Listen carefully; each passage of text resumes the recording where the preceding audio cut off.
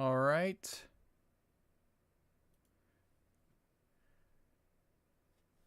New stream up and running.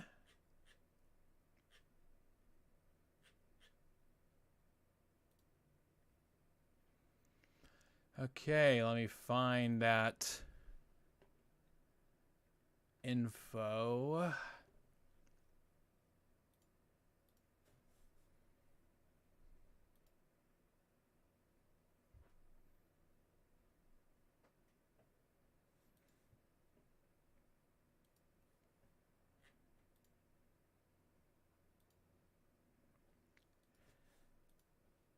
All right.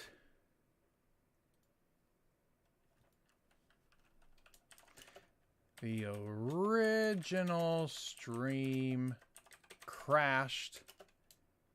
Check out this one.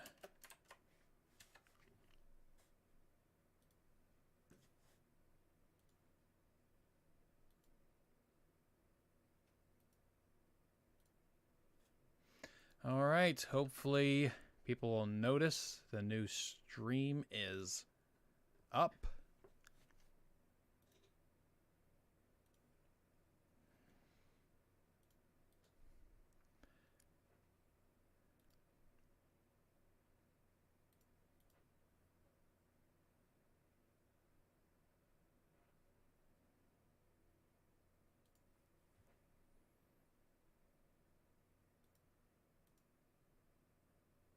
Let's go.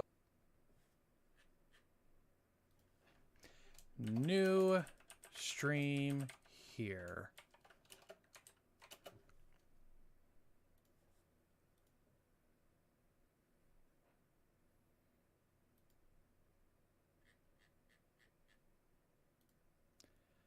Create post.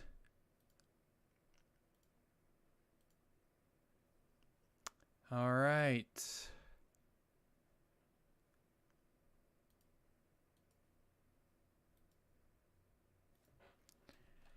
See, the original stream crashed. Here's the new one.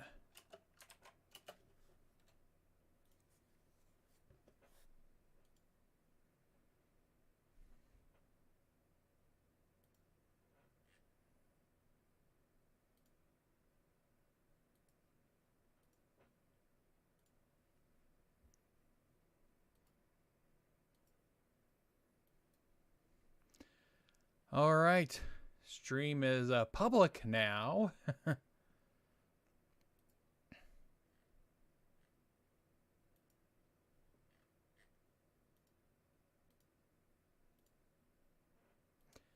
All right. Hopefully we'll be back on track now. All right. People are coming back. Okay. Is everything back to normal?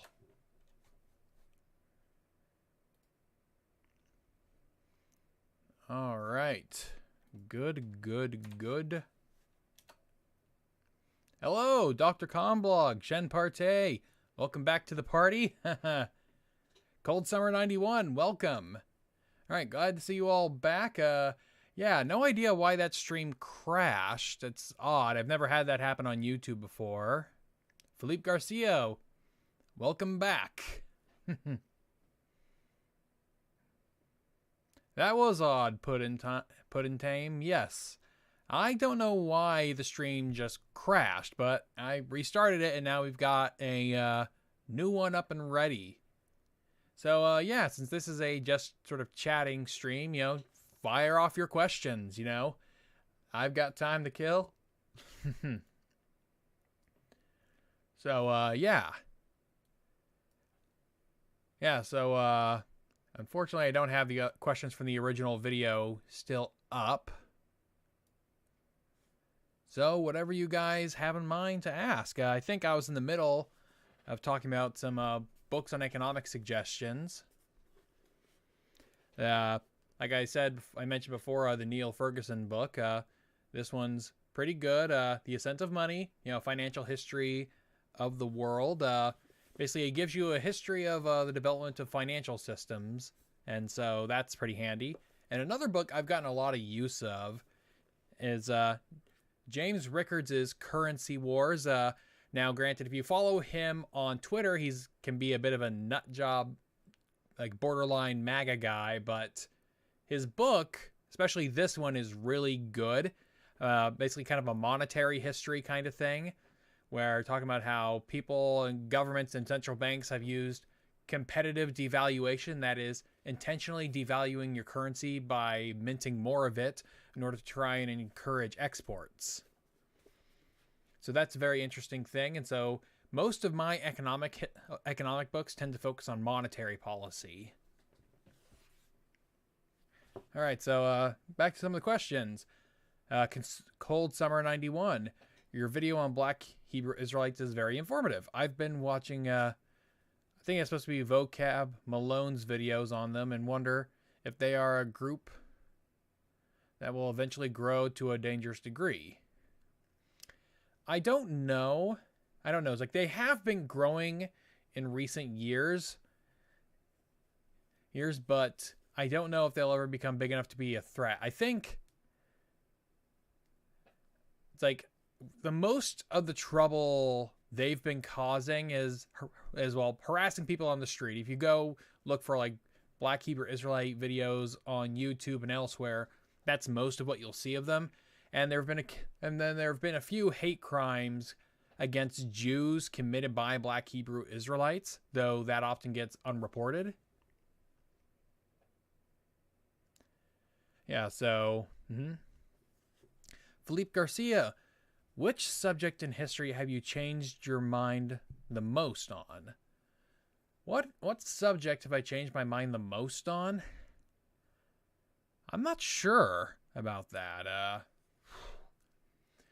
I used to be much less concerned about China. Like, I was a big advocate of George Friedman's book, The Next 100 Years, what he and Stratford did. And that book made me think China was less of a problem than it might actually be, but I'm still not entirely convinced that China is a long-term threat. China has a lot of internal problems that have yet to be resolved. And so I think at this moment, China's biggest threat is to itself, because there's a lot of underlying issues that it has not resolved. Okay, Shen Partey. YouTube, expect things not going to plan. As for my question, what do you think of Florida's House Bill 1557? Is that the one people are calling "Don't Say Gay"? Is that what people have been calling the "Don't Say Gay" bill? If it was, I think most of the commentary around it has been bad. Because for one, it doesn't say the things that the activists against it are saying it does. It doesn't forbid saying of gay. However, there are other concerns about the bill in that some of its language is too vague. Some of its language is too vague, basically saying like not age or developmentally appropriate. That is very squishy language, and it's not very defined. I would say it's like a bill that just straight up said, don't teach, it's like no sex ed to kids, like in 3rd grade and under, would have been a much easier and harder to argue against bill than what they actually passed.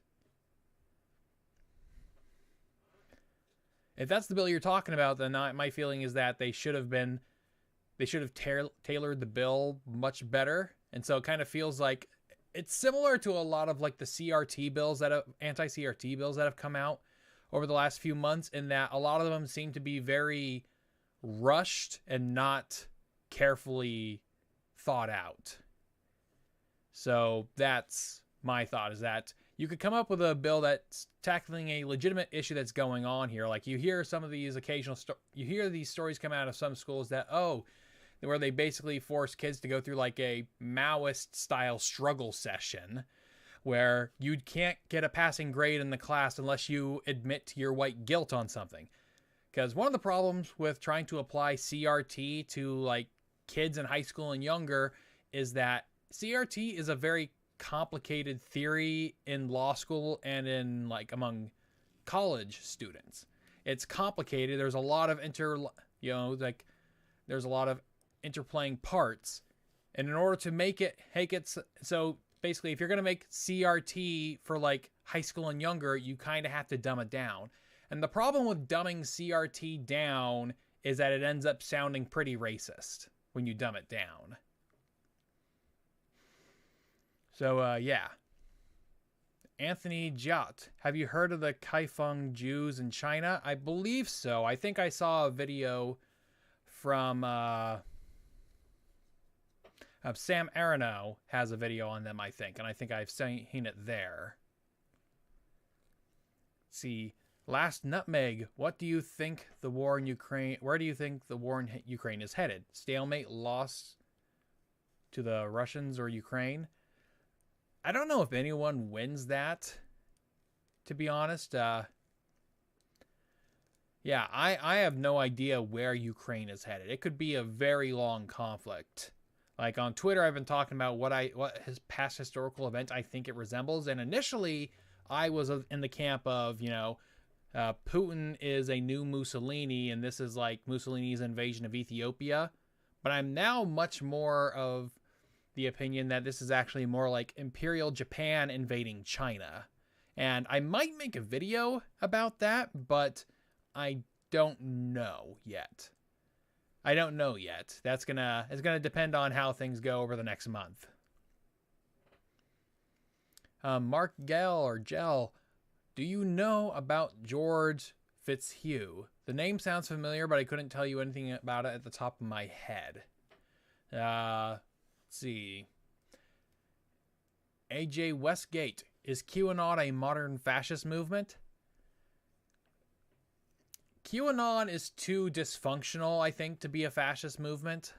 But then again, historically, fascism wasn't always the most put together movement, but no, I don't think it's a modern fascist movement.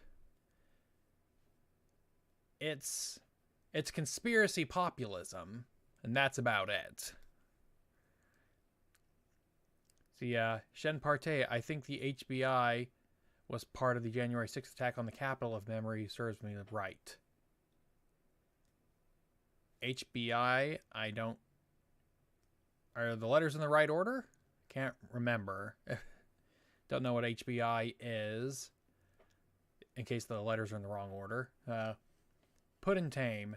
There is talk of a village in England whose concentration of Neanderthal DNA he'd enable village to fend off the Black Death, the Spanish flu, and now COVID. Neanderthal who, what, when, where? What? Exactly. I'm not exactly sure what you're asking. Mark Gell, have you visited the tanky part of the internet lately?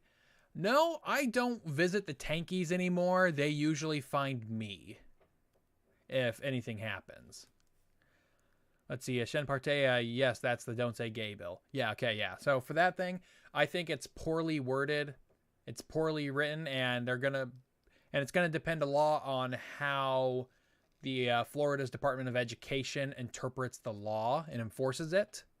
So are they going to enforce it? Are they going to interpret it narrowly or more broadly? If they interpret it more broadly, there's probably going to be trouble. But if they have a narrow interpretation of it, then they'll probably be fine.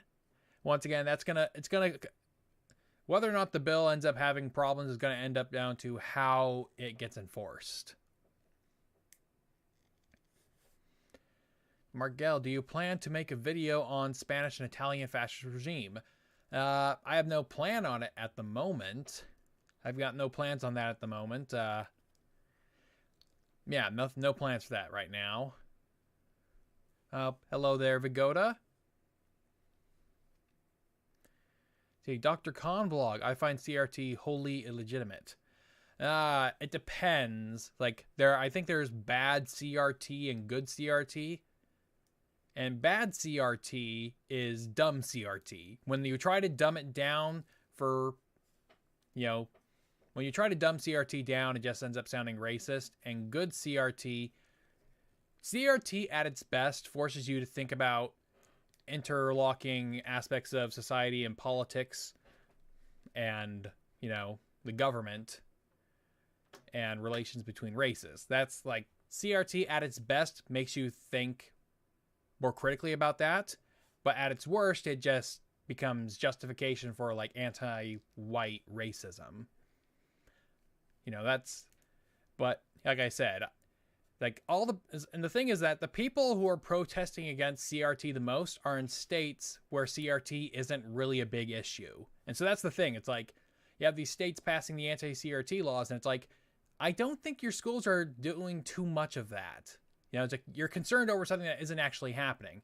It's like all the people who got concerned about like a number of years ago now of like drag queen story hour at libraries. Like out in, I think, either Sacramento or San Francisco, they had like this event at a public library where a drag queen read like a picture book to kids at the library called Drag Queen Story Hour. And the people who got super angry at it were people who lived nowhere near where it was happening. See, looks like I got a super chat from Karen Almond. Thank you very much for your emoji face. Thank you. Alexa, stop. This is a reminder. Yep, got a reminder there. All right.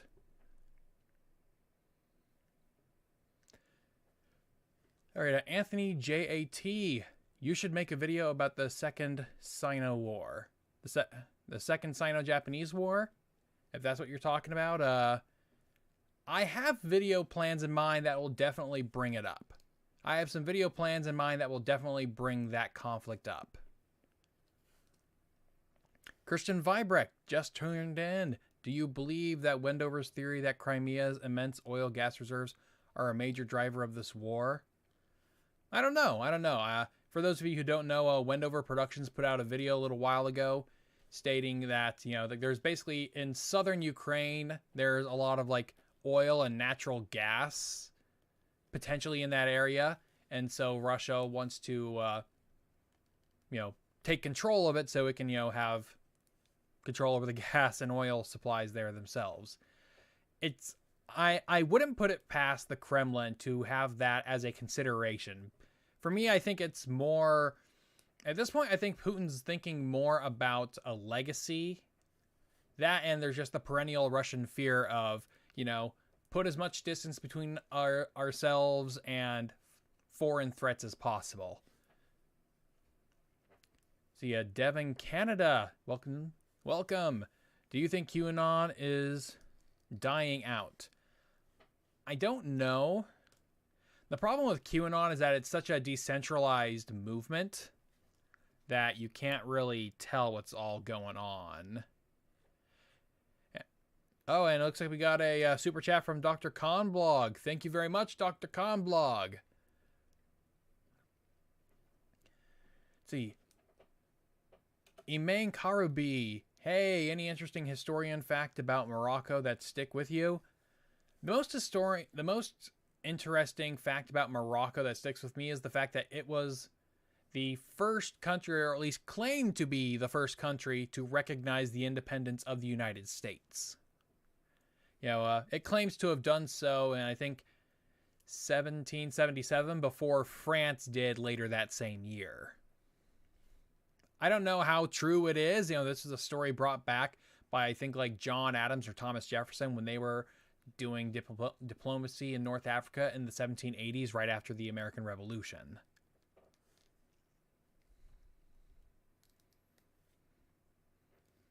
Anthony J.A.T. What is your favorite topic from American history as a historian? I'm not sure favorite, but the thing I've been really interested in lately is communist and more particularly Soviet infiltration of the U.S. federal government during the presidency of FDR. That has been my big bugbear recently, and I have numerous video ideas planned to talk about it because I'll take any opportunity to bash on FDR that I can. And so, yeah. In fact, that subject might overlap with a video I do that's related to the Second Sino-Japanese War. Let's see, Shem Parteo, I meant the black Hebrew Israelites were a part of the Capitol attack. Okay, yeah. So I couldn't tell you if that was the case. I don't remember seeing anything like that. But I don't know. I don't think the black Hebrew Israelites were too big of fans of Trump, but I could be wrong there. Karen Almond, will Dems ever learn how to win? They do a fairly good job of winning. It's just that they usually win after Republicans like really screw up or have like a really unpopular president. You know, so like after 8 years of George W. Bush, they win and get Obama. After 4 very unpopular years of Trump, they get Biden. So for most of my lifetime, Democrats usually win right after a really unpopular Republican president, which has been the last several. Cold Summer 91. How will current events affect what is currently being called Generation Alpha, kids born like 2012 and after, with having to wear masks and being taught CRT at school? I think it's too early to tell, and as I said before, CRT is not the same issue everywhere. You know, it's like the places that are most concerned about it aren't really teaching it, and the places that are teaching it are now like, oh yeah, we're going to do it even harder. So, you know, that's the thing. So I can't say for certain. Let's see, Jumpy Killer Ox. QAnon has a lot of actors adding fuel. I personally think it is mainly Russian-hired trolls with China. I'm putting some misinformation from time to time with other non-political groups, i.e. like fascist, esoteric, and ethno. Okay, so HBO has a very interesting documentary series called Down the Rabbit Hole, and it sort of implies that QAnon may have started off as like Bannon, you know, a Steve Bannon. Basically, they pose this idea that there were 2 QAnons. The original QAnon that started off on 4chan was Steve Bannon. But then they moved over to 8chan, and shortly after going to 8chan, one of the founders of 8chan, some Filipino guy, took over as QAnon. And so he basically got the original Q's account number and whatnot. And so he started posting his Q. I don't know how much of that could be true, but the documentary the documentary series on HBO definitely has some strong evidence for it. So yeah, if you have HBO Max, I recommend watching Down the Rabbit Hole. Mark Gell, have you watched a video by Tick of Hitler being a communist back in 1919 and a reason for him being at the Kurt Eisner funeral? I have not watched the video. I am aware of it. It's on a watch later list at the moment, but I haven't gotten around to it. I'm familiar with the scenario he's talking about because Hitler back in around 1919 worked in the communist government that was in the Bavarian communist government that was going on at the time. And so I can't comment too much on it because I haven't watched it yet. So I will have to get back to you on that later when I get around to watching it. Rare Medium, watched your video on the Umayyad Caliphate. Do you think the Reconquista influenced the behavior of the conquistadors in the New World? Well, considering the Reconquista, you know, many of the conquistadors were people who had fought in the Reconquista. I think it did influence it. Though it should be understood is that by the time the Reconquista ended, most of the fighting had already been done for like a century. And so the last bit to be finished up in 1491 was basically just a very small, like city-sized kingdom on the coast. You know, like Andalus, the Kingdom of Andalus, or whatever it was called, whatever the last Islamic kingdom was at that time that was left, was mostly, I think, it was very small by that point. And so I don't think there's much left. Yeah, so I'd need to look more into that, but I know it had some influence. I just don't know how much to say for certain.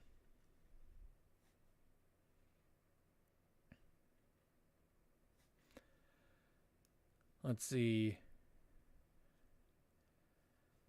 Devin Canada, with CRT as a Kansan, the fear is always that it happens on the coast. It will come our way. Is passing preventative laws really that bad idea? Well, once again, I'd say the laws I don't think would hurt if they were better crafted, because the way they're crafted and worded now allows one for some really just sort of embarrassing takes, or like some really embarrassing commentary can be made about it. Like the fact that the way it's worded could imply that, oh, you can't talk about the Holocaust is bad. Now, granted, I don't think it would be enforced that way, but the fact that it potentially could happen that way tells me that they did not put enough time into writing better laws. And so rushed legislation is usually bad legislation. And so I would recommend all of them to, spend more time actually crafting the laws. Still munching? A video about CIA exaggeration? Maybe. Not entirely sure yet. Shen Partey, what is your take on Ibram X. Kendi? I heard you take on Robin DiAngelo being a racist and being no different than a white nationalist and a bigot. I'm not sure if I did that. It sounds like something someone said. I'm not entirely sure if I did. I don't remember doing that, but I don't know. I talk a lot on these things, and maybe I'm wrong. Hongan did say something. Ibram X. Kendi is in a similar camp as Robin DiAngelo. They basically, I think the two of them are in large part race hustlers. Like, this is what Jesse Jackson used to do. Like, Jesse Jackson became infamous for this back in the 80s and 90s as just kind of this race hustler, going around accusing people of, white supremacy or being racist, and then, basically extorting them for large sums of money to be given to him or to donate to whatever foundation he's running at the time. And so I think they're falling more into that camp as a kind of race hustlers. Just very influential race hustlers. Karen Almond, which topic in American history would you recommend to a newbie? I mean, if you want to start reading American history, I suggest start with the American Revolution, and there are plenty of books to start with that. You could go with the Oxford History of the United States' book on it called The Glorious Cause. You could go for Gordon S. Woods' book, The Radicalism of the American Revolution, and there are a number of others. There's no shortage. So I would say start with the American Revolution if you want to go for American history. You can go earlier than that. You can start with colonization, but I would just recommend the American Revolution. I think it's a good starting point, and you can work your way backwards or forwards from there. Mark Gell, is something we learn related to economics in secondary school not talk about is mercantilism. We know about capitalism, socialism, communism, fascism, but mercantilism is usually lumped as capitalism. Yeah, so mercantilism usually gets lumped in with capitalism because it involves private property. It's like mercantilism usually involves private property, but it's usually a system of private property where the government grants monopolies to private actors. Now, depending on who you talk to, they may say that government granting monopolies to people isn't capitalism, but, that's where you get into the whole infinite game of definitions, like which definitions are legitimate and which are not, because capitalism, the word capitalism itself was coined by Marx, and it's basically a system in which capital, that is the means of production, are privately owned. It just so happens that people who like free market economics as in an economy with as little government involvement as possible, have adopted that word. And so we end up with a sort of like talking at each other, talking past each other. Jumpy Killer QX, the over-politicization of CRT in schools is to only divide people in the nation and to significantly lessen the message of historically right-leaning groups. It can have that effect. A lot of people talk about it right now because, like, the big, most obviously bad examples are easy to get people motivated to act on. You know, these stories of kids who failed classes or failed assignments because they refused to admit to their white guilt is a very easy way to get people on board. Similar to, say, like with the Black Lives Matter movement. You know, they talk, you know, it's like when they bring up instances like George Floyd or the obviously bad actions of cops that discriminate against African Americans, yes, that's a very easy rallying cry. And so those are the ones that activists usually look to. What they don't really talk about are the more complicated, nuanced situations.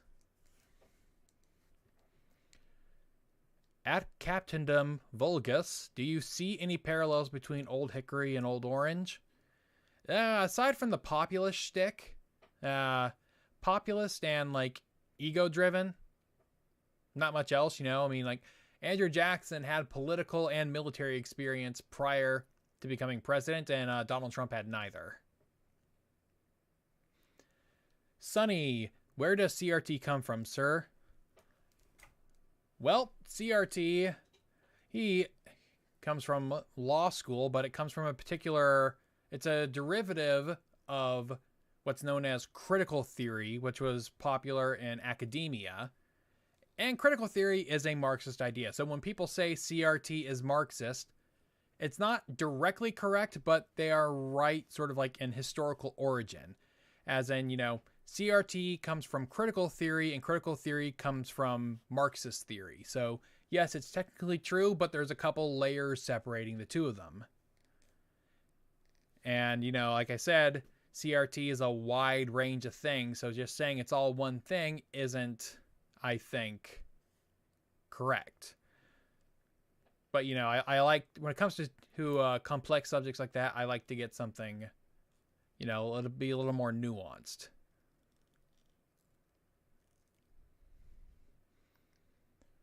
See, Rodrigo Gomez, in your opinion, what is the worst and most widespread myth in the history of the United States? That's a tough one, because like there are a lot of myths in American history. Cypher and I talked a bit about this on Twitter, but like one of the myths of like the 19th and basically sort of American settlement of the North American continent would be sort of like the broken treaties myth. There is this idea that, you know, the United States signed the treaties with all these native groups, and basically the treaty was basically, we promised not to take your land, and then we took their land, which is not how it actually happened. What actually happened was these treaties were peace treaties between, you know, the U.S. Army and these various Indian tribes. And the peace treaty was, you know, it was like, okay, Indians, all right, if you promise to stop attacking white settlers, not only will we recognize your land, but we'll also deliver you some kind of material good. In exchange for that, we recognize your land and we will try to not settle your land. And what usually happened was that the U.S. Army was late in delivering some of those goods, which the Indian tribe then took as permission to break the entire treaty and start attacking white settlers that were traveling through Indian territory. And once they hacked the territory, the entire treaty once they started attacking white settlers, the entire treaty was abrogated, and so the U.S. went to war, beat them, and then forced a new treaty on them. And in that treaty, they usually forced to give up more land or give up their land entirely and relocate somewhere else. And so the story of American settlement across the West is more complicated than just we stole their land. It's land, you know, it's why calling what happened to the American Indians genocide is kind of not correct, largely because it's such a wide-spanning topic that you really do have to focus on the individual tribes, what happened to each one individually, rather than like Native Americans, American Indians as a whole. So it's a lot more complicated. Some of them can definitely be considered genocides, but saying that as a whole is just not correct. Let's see. Patrick Clayton, the U.S. is non-biblical. Not sure what you mean there. Forza Jersey, what economic books do you recommend? I love how economics enhances your understanding of history. Yes. I mentioned a couple earlier, Currency Wars and The Ascent of Money. You could go for other, like, economic histories. Like, I might recommend Amity Shlaes' book, The Forgotten Man. It's a history of the Great Depression. You could also go for another book called New Deal or Raw Deal by Burton Folsom Jr. It's another anti-New Deal book, anti-FDR stuff. So if you're interested in that, there's a couple options there.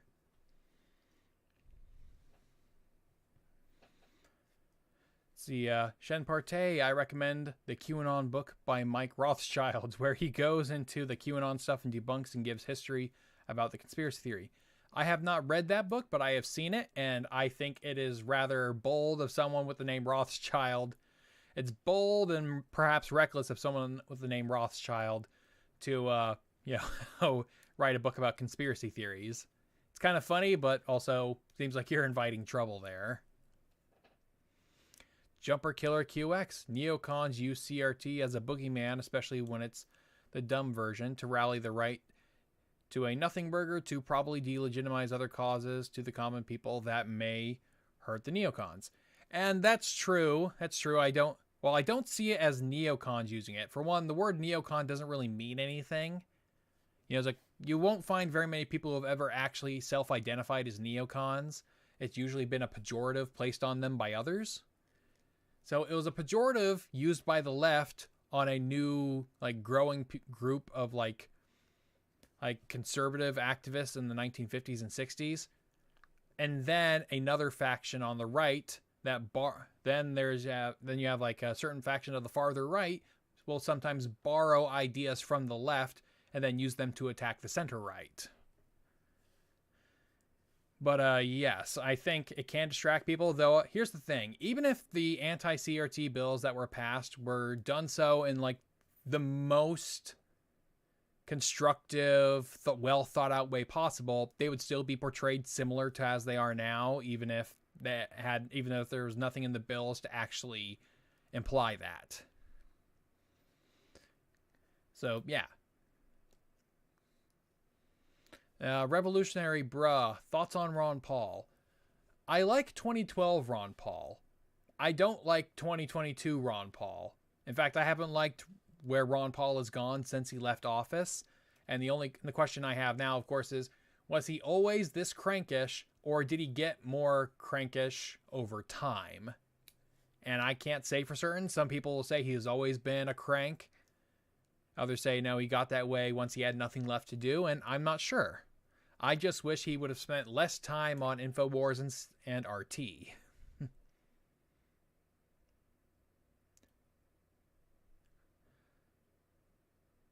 Let's see.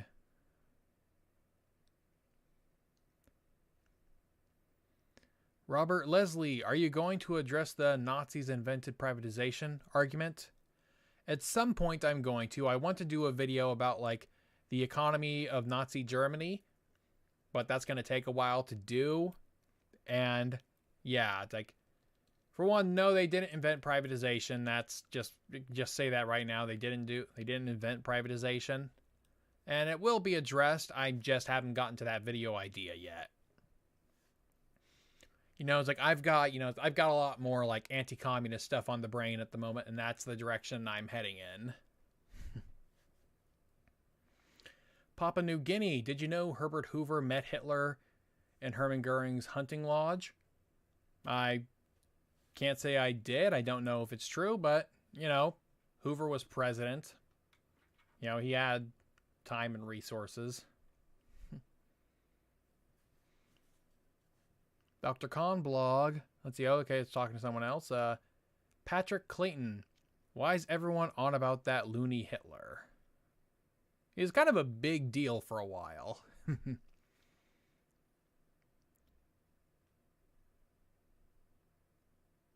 See, add Captain Vulgus. I don't think he's going to touch Nazi-related topics much, to be safe in these times. I'm not actually too afraid of touching Nazi subjects. You know, it's just I just don't like doing them obsessively like some people would like to, you know. Like I just back in January I did that video about, that, tackling that myth that claimed that Hitler was secretly Jewish. He's not. And the evidence doesn't support that, but yeah. I've touched it fairly recently. At least in my head that's fairly recent. See, Shadik, would you do a video on the American Medical Association and its increasing American healthcare? I don't know if I would. I'm not opposed to it, but I don't know if I could keep my focus on something like that for very long.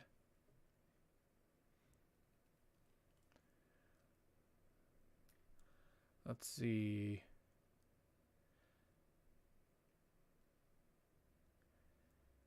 All right. I'm going to skip down a little bit, mostly because, the chat skipped ahead for me and I can't find where I was. So sorry if I missed your question. But we'll start with Robert Leslie. How would you describe the Nazi economic system? Would you say they were Nazbols? Yeah.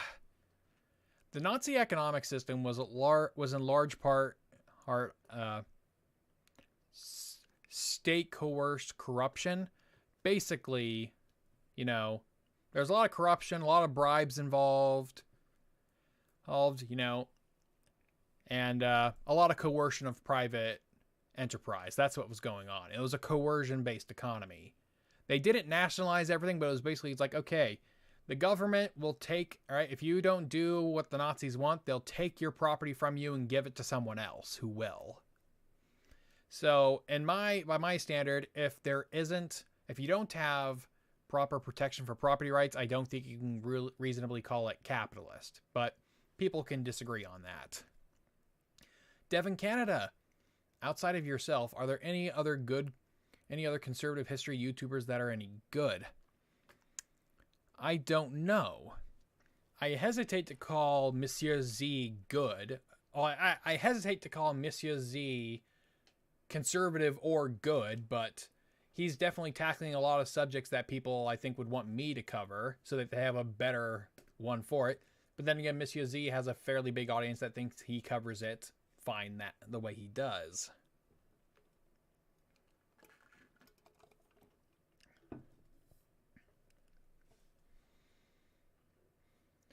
See, and as for someone like Tick isn't properly understood as a conservative. I don't think he would call himself that. But yeah. See, Killa Ventura, are the books in your background a LARP, or have you read most of them?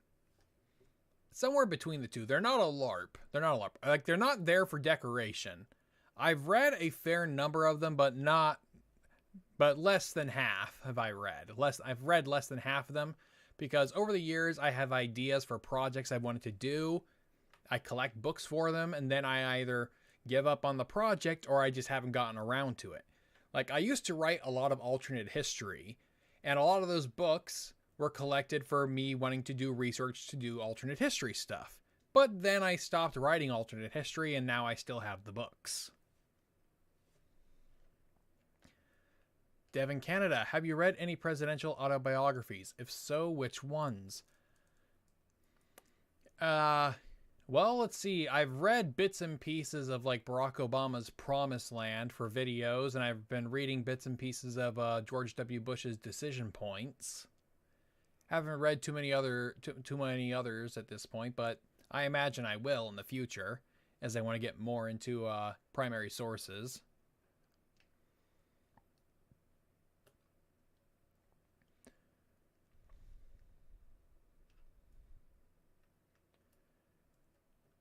Let's see. Rare medium. Will Columbus make a comeback when wokeness dies, or is he forever relegated to the dustbin? Well, the thing about Columbus is that he only became like big and prominent in the late 19th century. You know, it's like as you had a lot of Italian immigrants coming to the United States, and they were looking for someone to, like, they're looking for some historical figure to attach themselves to in American history so they can say, we Italians have been making America this whole time. You know, like the Poles had this one guy, like this cavalry guy who fought in the Revolution. You know, French Americans had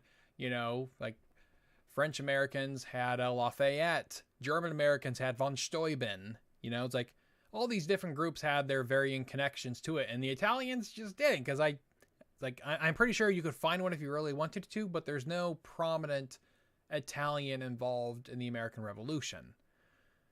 But you needed some connection to American history, so Italians ended up gravitating towards Columbus, who was from Genoa, I think.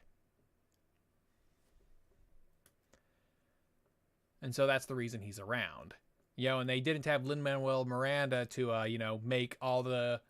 You know, they didn't have Lin-Manuel Miranda to write a musical to make all of the, founding fathers Italians.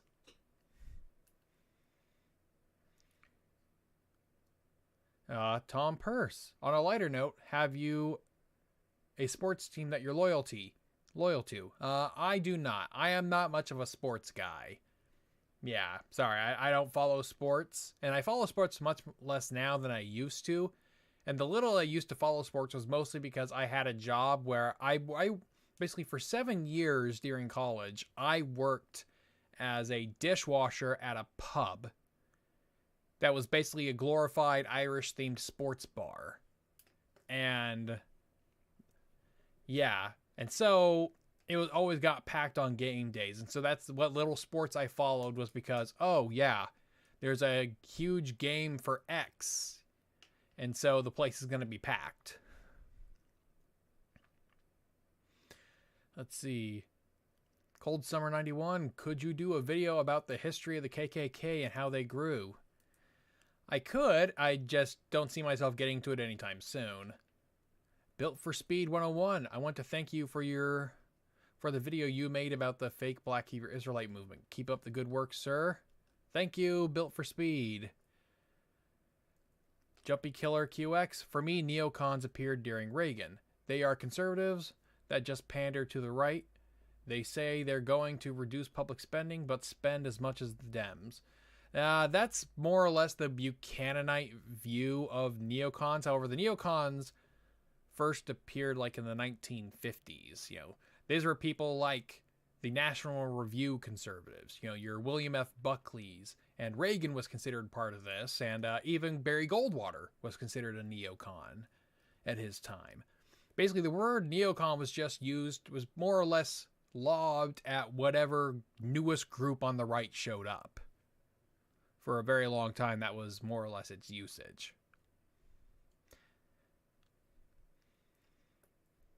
Let's see, Shen Partey. I agree with what you said about Kendi and D'Angelo, 100%, and I'm with Matt Taibbi on Rolling Stone's stance on D'Angelo and Kendi. I haven't seen Matt Taibbi's Rolling Stone, but yeah, it's just race hustlers. That's been my view. See, have you seen Bad and Panda's video on Christopher Columbus? I have not. I know who Bad and Panda is, or at least I've heard the name before. Rachel Samuel, what do you think about the increase in Palestine terror in the last week? Every year near Ramadan, the same happens. Yeah, I can't say I've been following too closely what's been happening there, because like everyone else, I still have a bit of Ukraine on the brain. And so, yeah, I can't say I've been following too much. Let's see, what makes Russian oligarchs different from U.S. billionaires? Asks Didymus. Well, you see, Russian oligarchs got their wealth from the state, as in, basically, they use corruption and bribery to have the government give them control of a fact, basically, of some kind of piece of industry from the old Soviet economy. I have a whole video about this on my channel you can look up. It's like, why is Russian capitalism so corrupt? And it's because Russian capitalism was built on the corruption of the Soviet communism. So that's why. That's why. It's because U.S. billionaires were actually made their money in the market, providing people goods and services they wanted or needed, you know? Like, yeah. That's the difference. Vulgus, Heart Turtledove fan? Harry Turtledove fan? I used to read his books. I haven't read one in a long time. In fact, I don't think I've ever read anything of his outside of the Southern Victory series. Timeline 191, as alternatehistory.com would know it.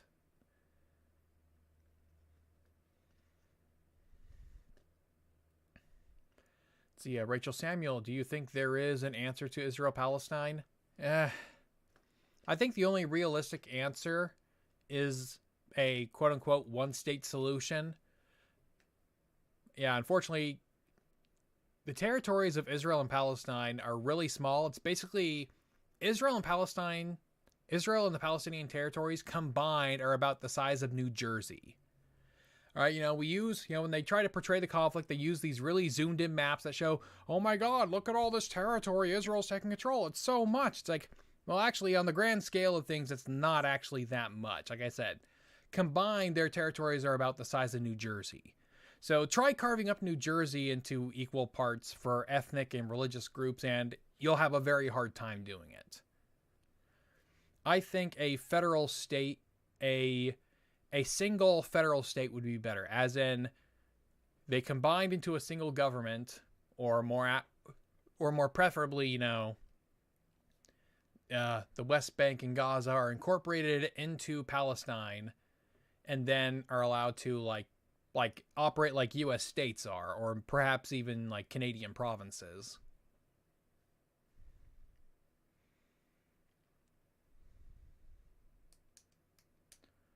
Let's see, Killa Venture. How would a black state within the North American continent operate? Is it even possible? If you're talking about like an independent black country, there are already several of those. You guys got to look into the Caribbean for that. And some of them are successful and some of them aren't.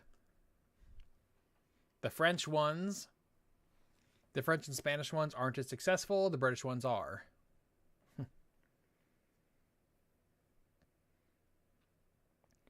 Shen Partey, is there another schoolyard rumor video on Hitler in the future? Do you think history is filled with lost media? Prime example is the lost moon landing tapes. I don't have any other plans about schoolyard rumors involving Hitler, because I'm not sure I can think of any others at the top of my head. Like that's like the idea that Hitler was secretly Jewish was the one I knew about, and so that's the one I made. As for the lost moon landing tapes, I'm not entirely certain about that. So yeah. Mark Gell, have you read Empire of Cotton by Sven Beckert? No, I'm familiar with the book's existence, and it argues that capitalism was built on, the export of cotton for the world, basically built on that capitalism was built on the textiles trade, and textile was built on, the cultivation and export of cotton, and the cultivation and export of cotton is built on slavery, ergo capitalism is built on slavery. Once again, it's a very materialist definition of capitalism, defining it by like material production cycles rather than like ideas of private property. So I don't buy at least if that's the book I'm thinking of, then no, I don't buy the premise of the book. I haven't read it yet, but if that's the premise I'm thinking of, then no, I don't buy it.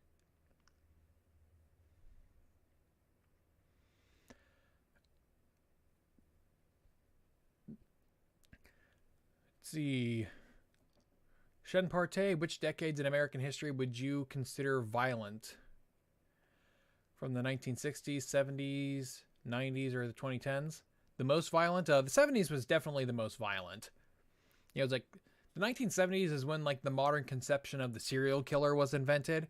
That's when they had like much higher crime rates. You know, it's like we didn't see crime rates. Crime rates didn't start to finally go down until the 1980s. So the 70s was probably like of the post-war America. The 60s and 70s are probably the most violent decades of post-war America. And we've seen individual upticks in years, but nothing on the scale of those 2 decades. You know, and in the 1960s, most of the violence in the street was due to like riots related to the civil rights movement. And in the 70s, it was just crime. It was, well, mostly crime.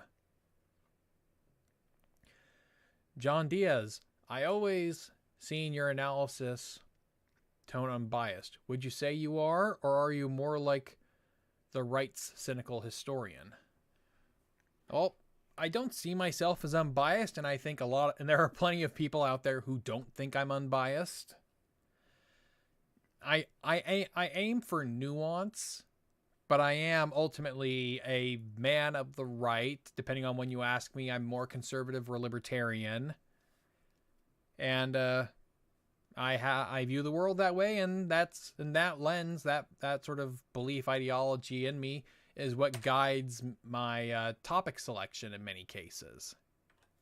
You know, like I've been talking about writing videos about communist infiltration of the United States for a while.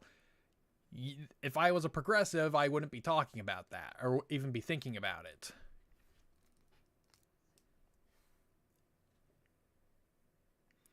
Let's see. Didymus, what is a conservative? Is it just support for the tradition and status quo? The problem with conservatism is that it looks different in every country you go to. That's the thing. It's like the left, like across the world, the political left is pretty similar across the world. They're usually advocates of some kind of socialism or government control of the economy. However, conservatism in different places around the world is always very different, you know? Like, I would recommend reading George Nash's book, the conservative movement, the conservative intellectual movement in American history by George Nash. Let's see. I'm going to pull up this book on archive.org and share the link. George Nash. Do. Come on, book. You can be found. Almost got it. It's a really good book about basically the history of the intellectual conservative movement since 1945. I highly recommend if you want to learn a bit more about it and how it's quite intellectually diverse.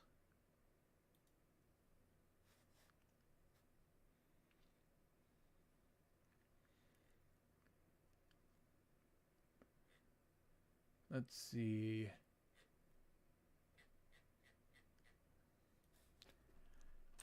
History of the conservative intellectual movement. Oh, come on, archive.org. What are you doing to me? What are you doing?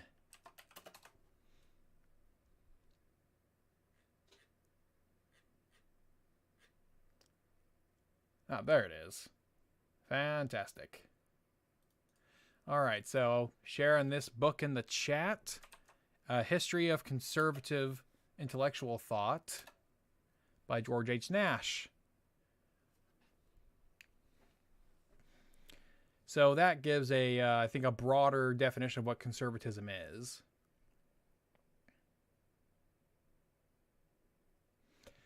Jumpy Killer QX, what is up, anarcho-monarchy people, and what is their end goal? Because to me, it just seems like they want to cause chaos until they're able to restore a monarchy. I don't know. They're weird. You know, it's just like, just add anarcho to the beginning of something and they think you got an ideology.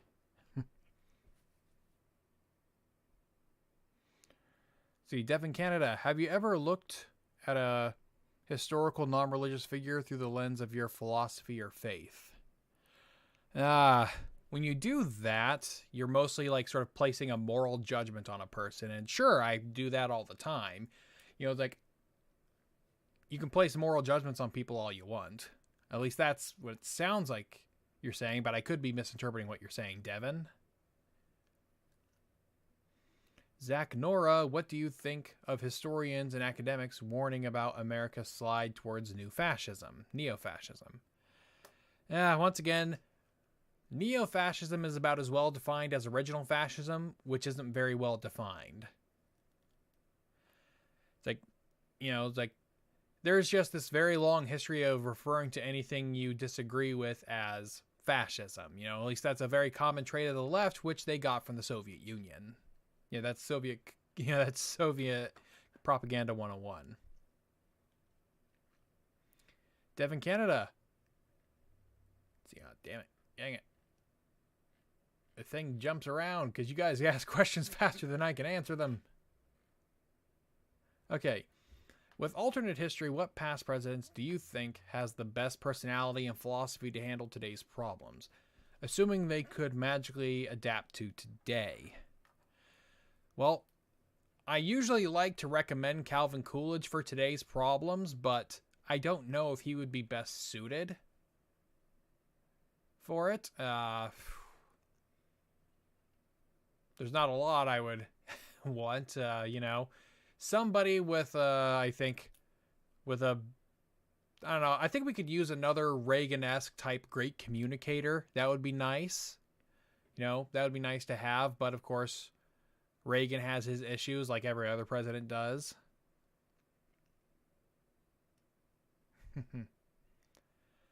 So, rare medium, Columbus's modern fame may be due to Italian immigrants, but no one ever declares another explorer as the primary figure for opening up the new world to Europe.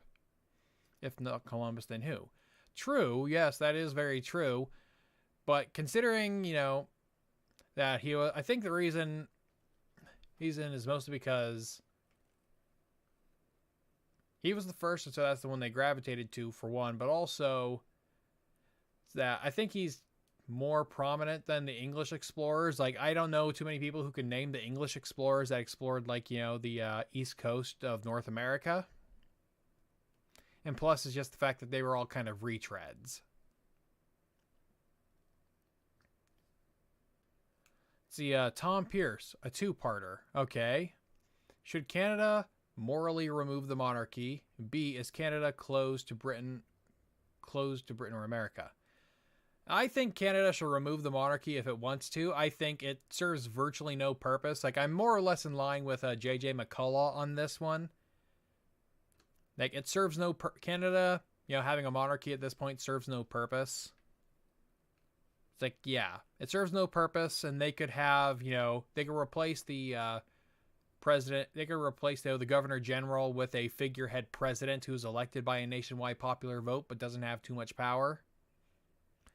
And is Canada closer to Britain or America? Canada's closer to America. Their accent is closer to ours. Their economy is way more tied into the American economy. That's an easy one.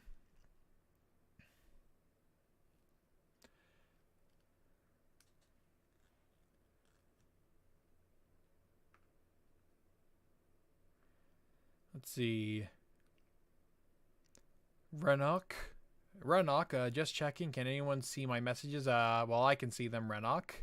Just sometimes the chat moves too fast for me. Shen Partey, what do you think of Nicole Hannah-Jones, and what is your take on her in general and her Twitter, like Europe not being a continent tweet? Nicole Hannah-Jones at this point is just like a bad take factory. It's like, I think sometime last year she had like this other spewing some nonsense about like the atomic bombing of Japan, and then this guy just totally swamped her with like book recommendations about, like how historians have actually been talking about the bombing of Japan. She's just a bad take factory. She's just a bad, dumb take factory who got lucky. She got lucky because she speaks the right version of progressive for the time period we're in.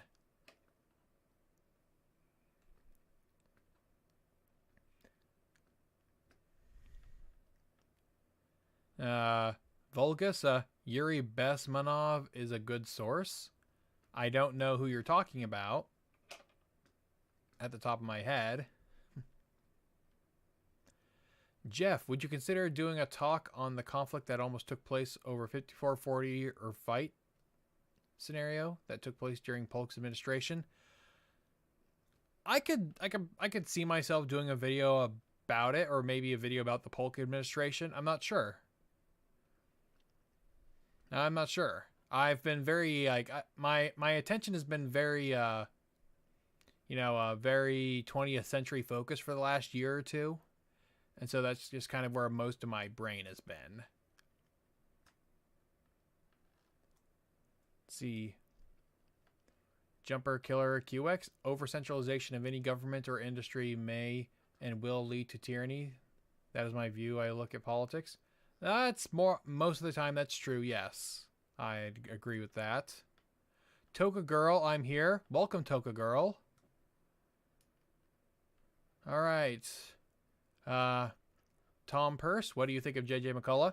I think he's a good content creator. I've met the guy at a big con a few years ago. We've collaborated a couple times. Good guy. Good guy. Great content creator. Let's see. The Wacko Kid. What do you think of Germany building its military up again? I think it's mostly a good thing, but I'm reminded of I think there's this quote from Winston, I believe it's from Winston Churchill, and he said, the problem with the Germans is that the Germans are always either at your feet or at your throat. That's the thing. It's like the Germans are they're either super friendly or super submissive to you, or they're about to kill you. It's one or the other. I'm not too worried about Germany building up its military right now. I'm not too afraid of it right now, but who knows what might happen in the future. That's future as this problem. Renok, that raises a question. Did Mussolini ever define fascism, or has it always just been a rando burger? Well, the word fascism, of course, comes from the fasces, that symbol of an axe with a bunch of sticks wrapped around the handle. It's a collectivist idea of, strength together. That's sort of what the thing symbolizes. But otherwise, fascism wasn't some great intellectual theory. There is no, the problem with fascism is that since fascism is tangentially related to nationalism, it has some of the same intellectual flaws of nationalism, that being that there is no overriding theory of it. There is no Karl Marx of nationalism, and there is no Karl Marx of fascism, because fascism takes different forms in different places.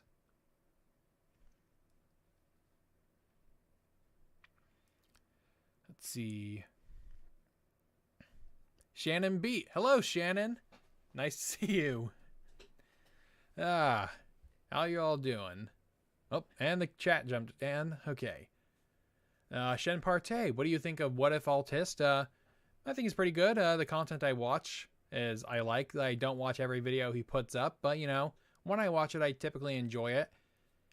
Part of me gets upset that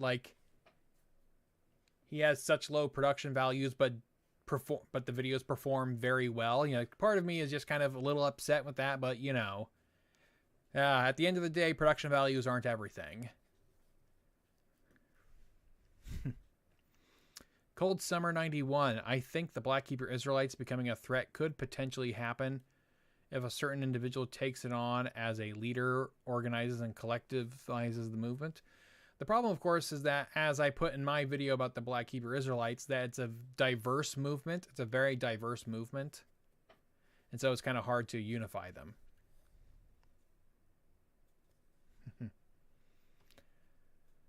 Okay, Renok, last attempt at this question. The Shenpartay Cabal is the one we learned about in the Canadian schools. Henry Cabot. Okay. Shenpartay, what do you think of the 1619 Project in general? I read the book version and I haven't read the original version when it came out. I think the right way to think about the 1619 Project is that it's a mixed bag. Some things are good and some things are not. You know, basically, you look at it, and the stuff in the 1619 Project that was written by actual scholars and academics tend to be better than the stuff that was just written by journalists. You know, like the thing that the 1619 Project got in the most hot water for was saying the American Revolution was fought over slavery, which should note the 1619 Project and Nicole Hannah-Jones did not invent that. Like, I heard that theory back in college before the 1619 Project anyone knew about it. So it's a... So, yeah. Yeah, so when it claims that the American Revolution was fought over slavery, that's a really bad take, but it's a bad take based on a very niche idea even amongst, like, Marxist historians. It's a niche idea even among them, and so she took it and gave it a bigger voice. But still, most mainstream historians, even like left-wing ones, you know, call her out on it.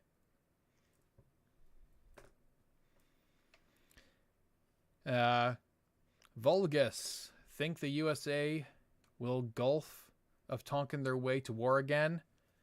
No, I don't think so. I don't think that's going to happen. And the Gulf of Tonkin incident's a bit more complicated than that, but yeah, I don't think it's going to happen again.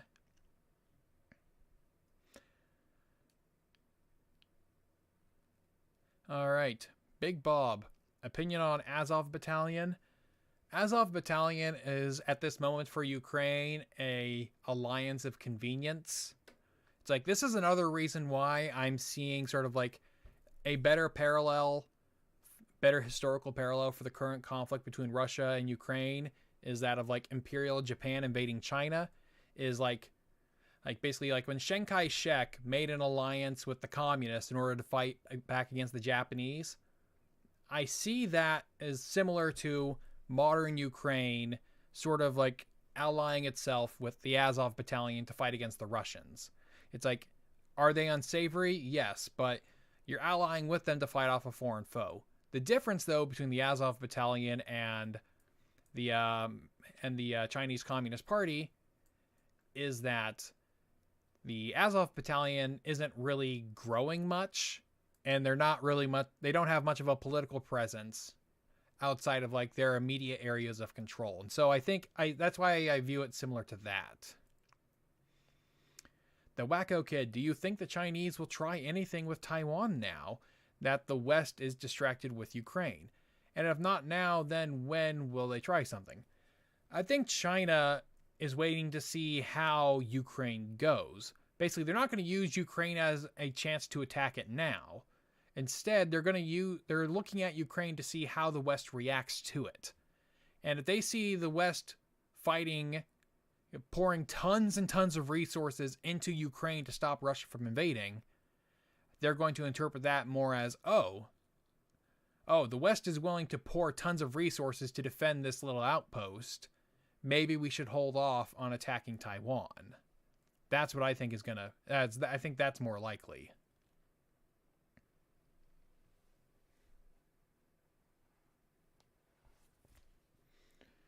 Let's see. Shen Partey.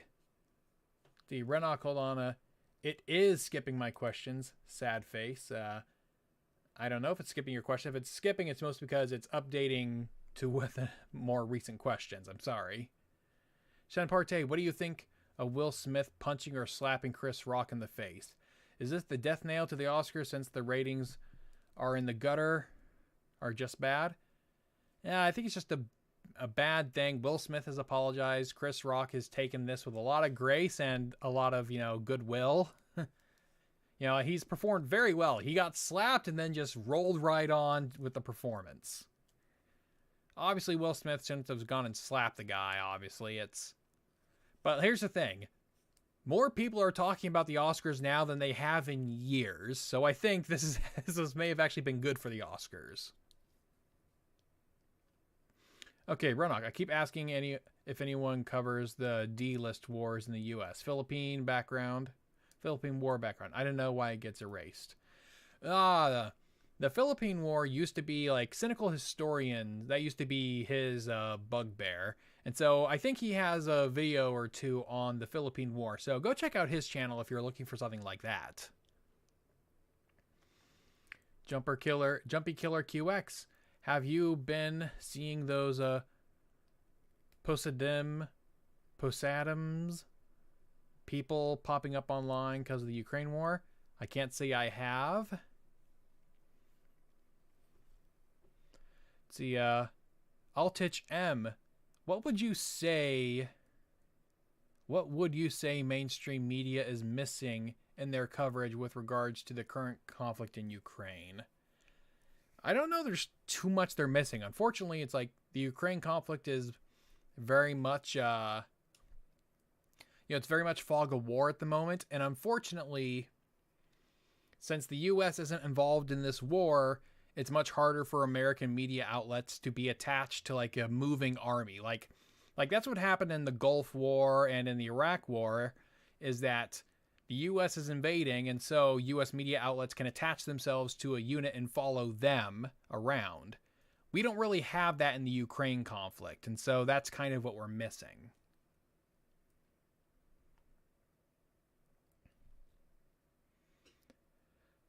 Let's see. Cold Summer, do you think Biden is basically Woodrow Wilson mixed with Jimmy Carter? I don't think the Woodrow Wilson is the right bit. I think Biden is definitely reminding me more and more of Jimmy Carter. It's like, yeah, he's reminding me more and more of Jimmy Carter at this point.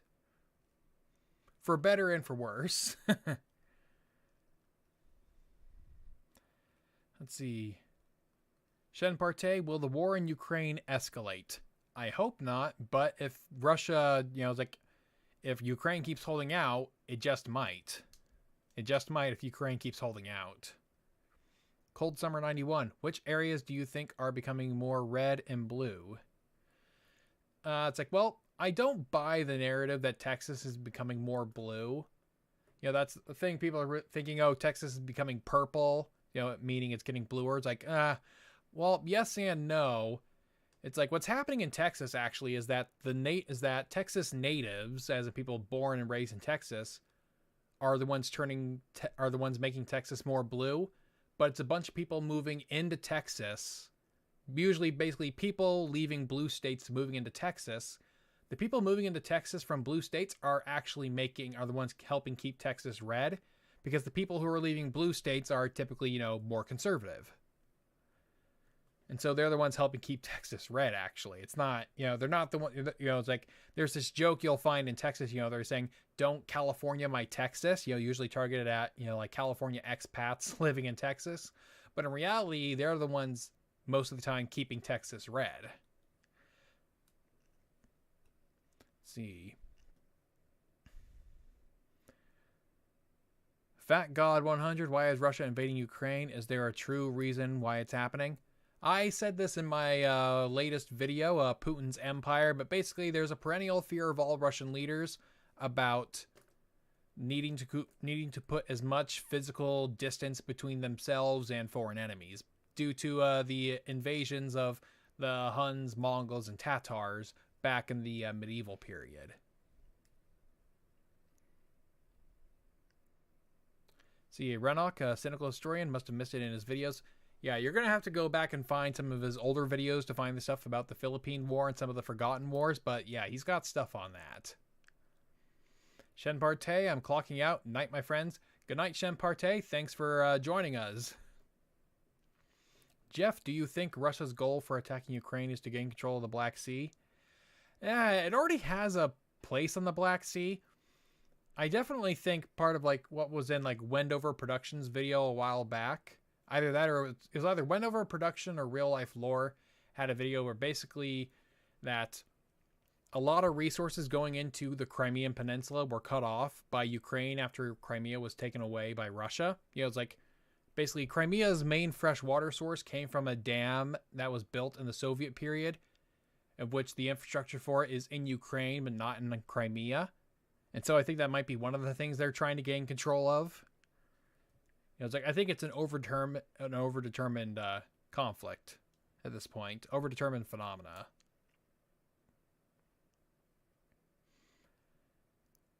Let's see. How alike are the Afghan-Soviet war and the Ukraine war? Not too alike at the moment. Ukraine doesn't have the same like geography issues that Afghanistan has.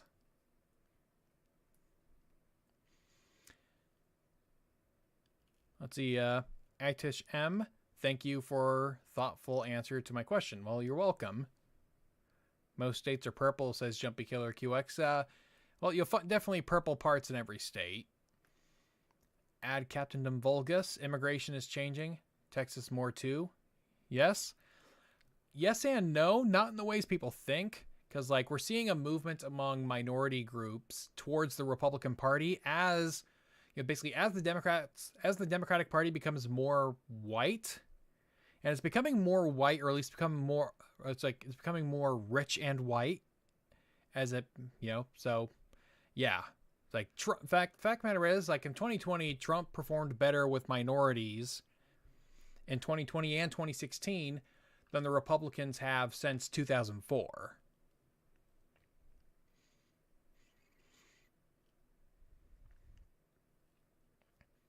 Leonard, do you think many issues in the U.S. are related to its relative adolescence as a nation? I don't know. I don't know if that really works as a concept for modern nations, but I'd have to study it more to think, or I have to think about it more.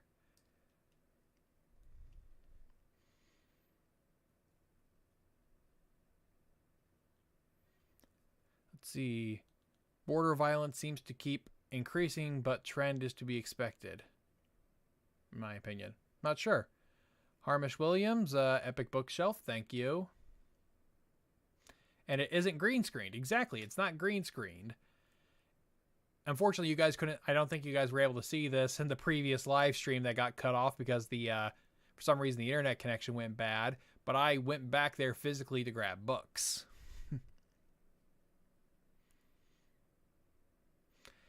Narrow light bulb. So basically McCain and Romney just underperformed.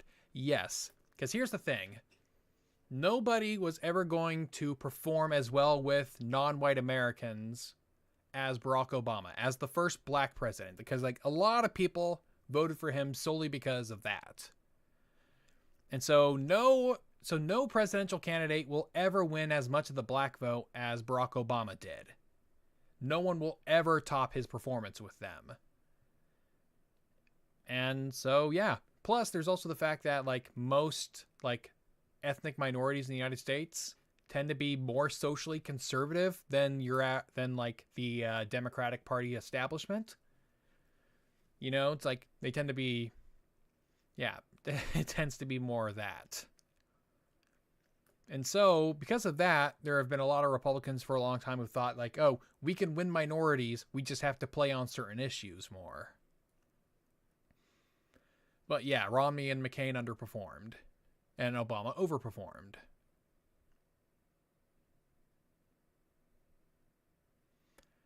See, will the two political parties flip again? I wonder. I don't know. It depends on what way you might think they flip.